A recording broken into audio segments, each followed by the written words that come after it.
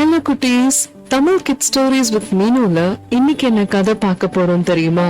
A tale of harmony, hard work and nature's boundary. அதாவது ஒரு tribal பீப்புள்ஸோட வாழ்க்கையை தான் நம்ம இன்னைக்கு பார்க்க போறோம்.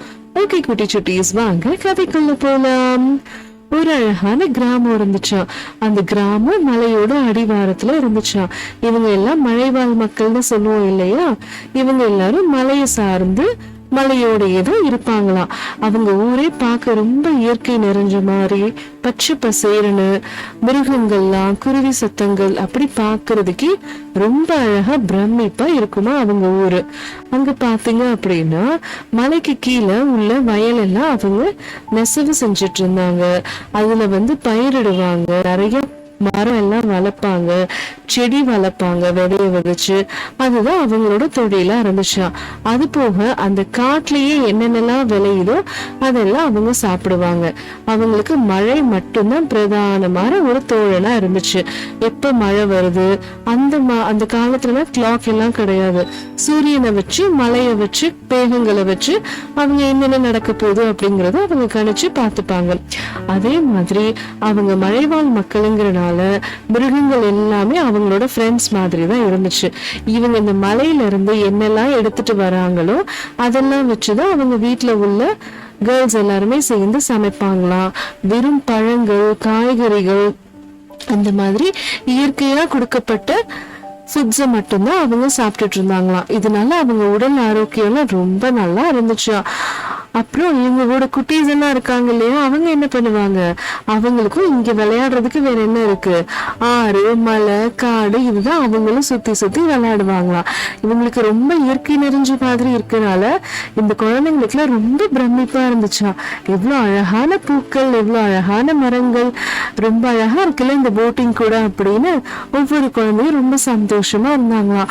அப்புறம் அவங்க அப்பா எல்லாம் வேட்டையாடிட்டு வந்த உடனே அந்த எல்லா குழந்தைங்களும் சேர்ந்து வீட்டுக்கு போயிடுவாங்களா. விளையாடனோட சாயந்தரம் ஆயிடும் இல்லையா, எல்லாரும் ஒன்னா உட்காந்து ஜாலியா சாப்பிடுவாங்களாம்.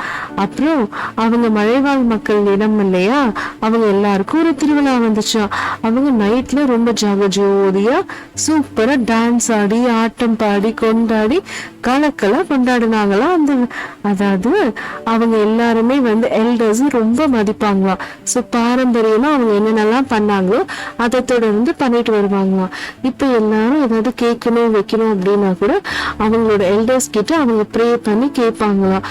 அவங்க அந்த காட்டுக்குள்ளேயே ஒரு மரத்தை தான் ஒரு பெரிய தெய்வமா நினைச்சு வழிபட்டாங்க. ஏன்னா மரம், காடு தானே அவங்களுக்கு எல்லாமே தருது. அந்த காடு இவ்வளவு ஒரு பெரிய ஃபீஸ்ட் மாதிரி நிறைய பழம், இந்த மாதிரி காய்கறி எல்லாம் அப்படி ஃபீஸ்ட் மாதிரி கொடுக்குமா. இந்த பசங்க எல்லாம் விளையாடிட்டு வந்தோம்னா சாயந்தரம் பயங்கரமா பசிக்கும் இல்லையா, அதனால அவங்க எல்லாம் வீட்டை தேடி ஓடி போயிட்டு இருக்காங்க அந்த சாப்பாடை சாப்பிடுறதுக்காக.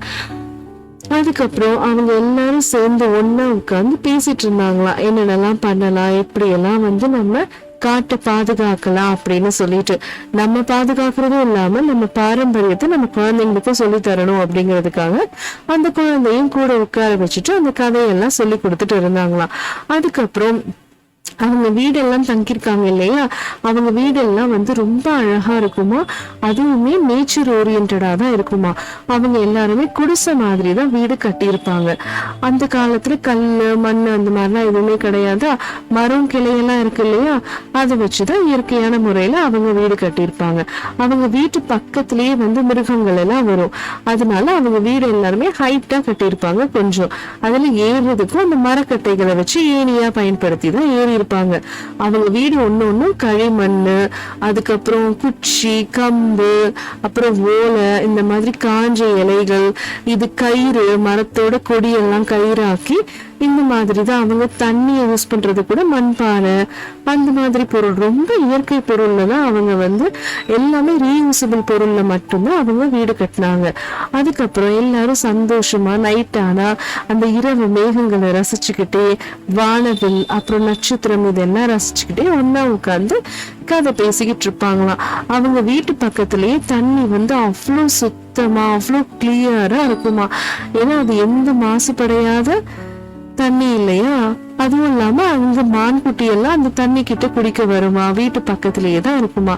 அதுக்கப்புறம் இந்த எல்லா இதெல்லாம் முடிஞ்ச பிறகு அவங்க திருப்பி போய் மரத்துக்கு நன்றி சொல்வாங்களாம். இன்றைய நாள் ரொம்ப நல்லபடியா போச்சு, எல்லாமே உங்களாலதான் கடவுளே அப்படின்னு சொல்லி அந்த மரத்தை ரொம்ப ப்ரே பண்ணுவாங்களாம்.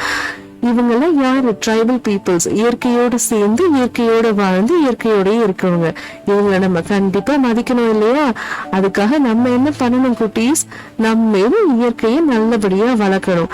அவங்க எப்படி அவங்க குழந்தைங்களுக்கு பரிசளித்தாங்களோ நம்மளும் இயற்கையை கண்டிப்பா நம்ம குழந்தைங்களுக்கு பரிசளிக்கணும். இயற்கையை மாசுபடுத்த கூடாது. அப்படி கரெக்டா இருந்தோம் அப்படின்னா இயற்கையும் நம்மளுக்கு ஒரு ஃப்ரெண்ட் ஆயிடும். ஓகே குட்டி சுட்டீஸ், இன்றையோட கதை அவ்வளவுதான். நான் உங்களை அடுத்த கதையில சந்திக்கிறேன். பாய் பாய்.